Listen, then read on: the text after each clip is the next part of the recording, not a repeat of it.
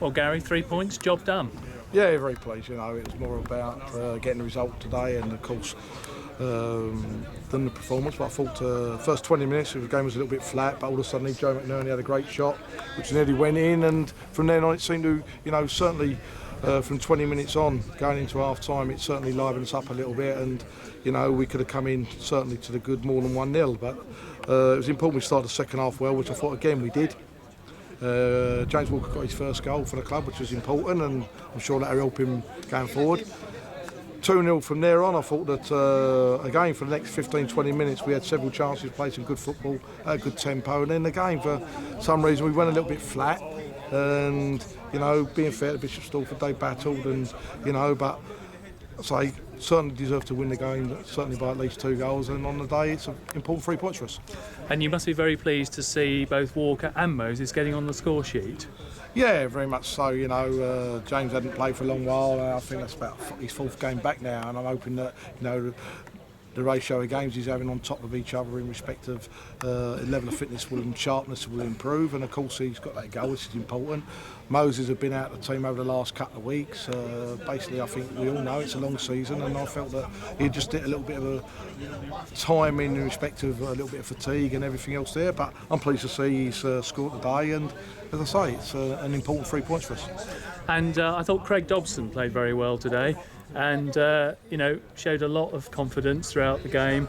Great pass to Great Moses' first goal, and more, dare I say, a bit of showboating in the second half. Well, there's no doubt about it. Craig Dobson's a good player, and he does very, very well going forward, and he's done well today. He's put in some good balls and set up the goal very well. And I don't know about too much of the showboating after 60 minutes. Not 2-0, if you're 4 or 5-0 up, you're in the position. But I can look at that sometimes. I think it could be probably a little bit disrespectful to the other team. But all I would turn and say is Craig's the sort of lad what he is. He likes to enjoy himself. He likes to entertain. So you can't take that away from him. Certainly, he made Mona's Corner cheer up for a change. So that was quite good.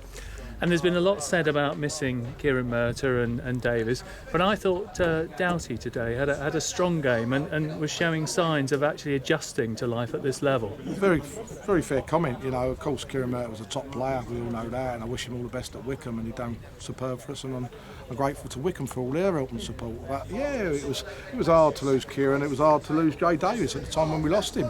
Even more so when he hasn't started in games at Farnborough, but they've got a very good squad, and they're going very well, so they know what they're doing in their house, and they've not done anything underhanded in respect of they're within the rules of the competition. So it was a chance there for Jay to go forward what he thinks is the right move for himself. We'll wait and see on that, but we took Michael Doughty in, and very grateful to Neil Warnock and everybody at Queen's Park Rangers for letting us have him, and I think probably a little bit similar to Kieran Murtagh really.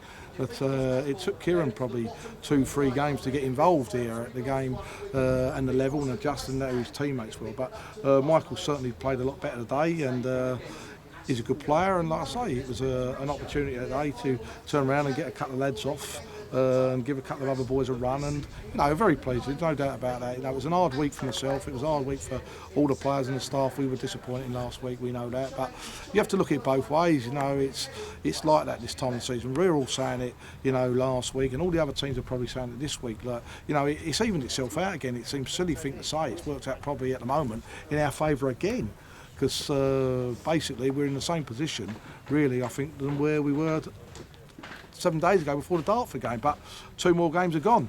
So, yes, it's a hard run in Farnborough, Western, Supermare and Ebbsfleet, but they're all hard games in this league. You see the results, and you see teams are battling for points at different ends of the table. So, we're going to go down to Farnborough next Saturday. It's going to be an hard game. They've done brilliant, to get themselves in a position where they have, and, them as a team, got the utmost respect from them, but we go down and we'll take large numbers. There's no doubt about that. I would be very disappointed if we don't take anything between 700 and 1,000 fans there next week, and they're being good vocal voice, and they're going to get behind the team, and they can play an important part for us now, which they have since we've been at the club. They've been absolutely different class. I say that they've got behind the team at away games. They sit here like me and Tomo at times really frustrated in respect to sometimes things ain't going our way, but we're all doing it together. And as I say, to be in the top 5 going with 3 games to go from when we came into the club has been a great achievement.